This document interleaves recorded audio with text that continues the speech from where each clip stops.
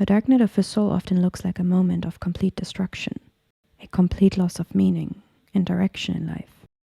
But even though this path comes with massive loss, it also contains a gift.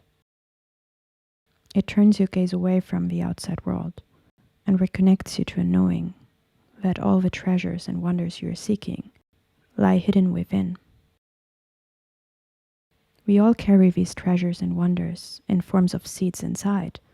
The dark night of the soul is a deep, painful, and life-changing spiritual depression that surprisingly often provides the exact right soil for the seeds to transform, leading to meaning and a new life.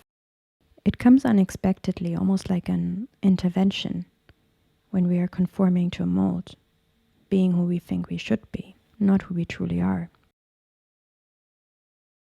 Just as Nelson Mandela said, we are the captains of our soul, and the dark night tends to hit us when, just like the Titanic, we are steering towards an iceberg, and it would kind of be a good time to turn the ship.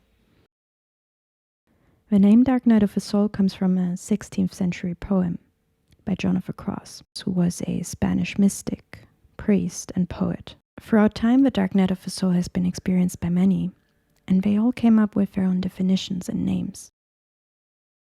In psychology, it's often referred to as positive disintegration, individuation, and self-actualization.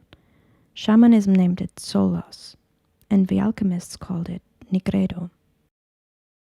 It's hard to describe this transformation, and most would probably say that it needs to be lived to understand the destructive forces of this experience.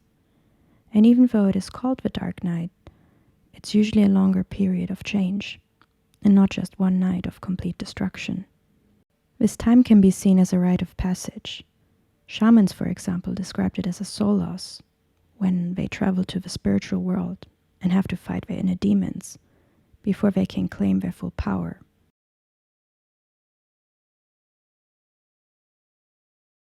While the shamans described it as a journey to the spiritual world, Dante Alighieri described it as a journey to hell.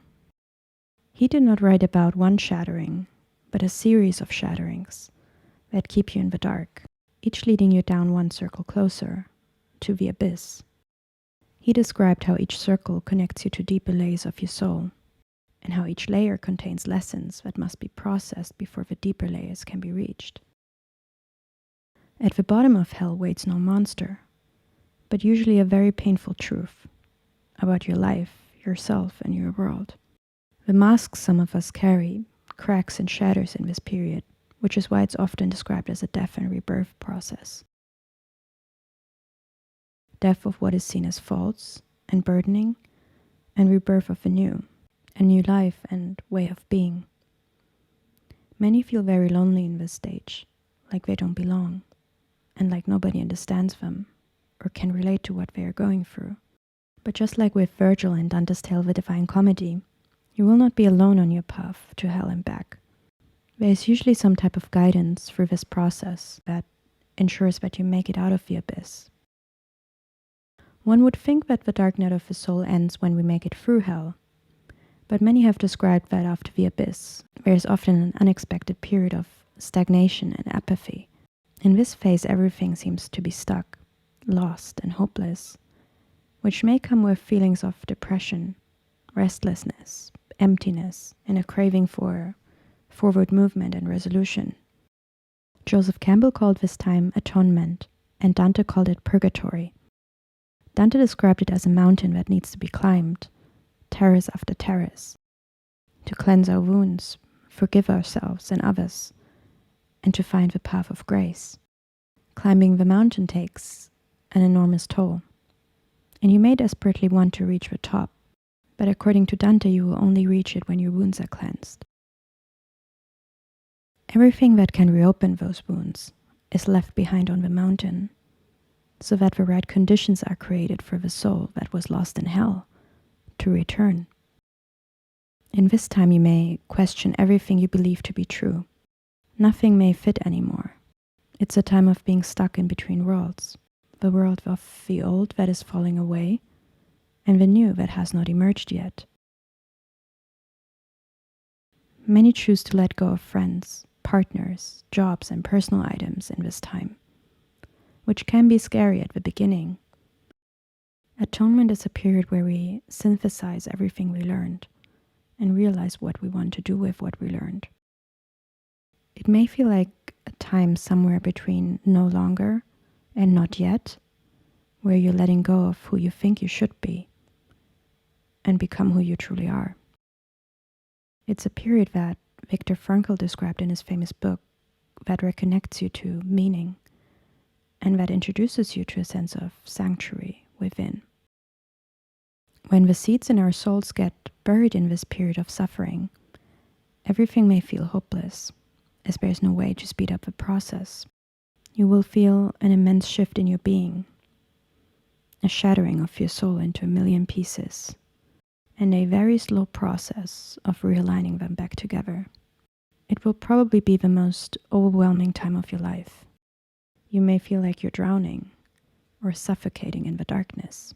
But as Victor Hugo said, persevering through it turns the night in our souls into stars. It is often that glimmer of hope, that dim light of dawn that guides us through the darkest periods to get to the other side. And you may find that even if it gets really dark, somehow there seems to be a light that never goes out. Like tiny breadcrumbs, this light guides you along the path of destruction. Even though this may be the most painful and tragic period of your life, it is often the most magical one, too. I believe the point of the dark night is to make us aware that we have moved away too far from our essence, and it helps us to return home. Many see the dark night as a curse. I see it as a gift. It can be daunting and excruciatingly painful, especially when things fall apart. The only thing that may get us through is surrender and patience. To me, the dark night of the soul represents the start of a journey to destiny. And to get to it, we have to walk a path that cannot be found, but that chooses us when we are ready to walk it. On this path, something starts to unravel, like an old dream that re-emerges. In the endless fog, something is revealed that often cannot be seen or understood by others, but only felt by those who carry it. You may feel like you're guided by unseen forces to some hidden destination, and so it may feel like you're on an unseen treasure hunt, picking up breadcrumb after breadcrumb to find a long-forgotten truth, lost somewhere in time. I think that these breadcrumbs have a way to find us when our soul wants to remind us of who we truly are. And so the dark night of the soul often starts with a series of unfortunate events that unravel a dark path, leading you to the story that you were always meant to find.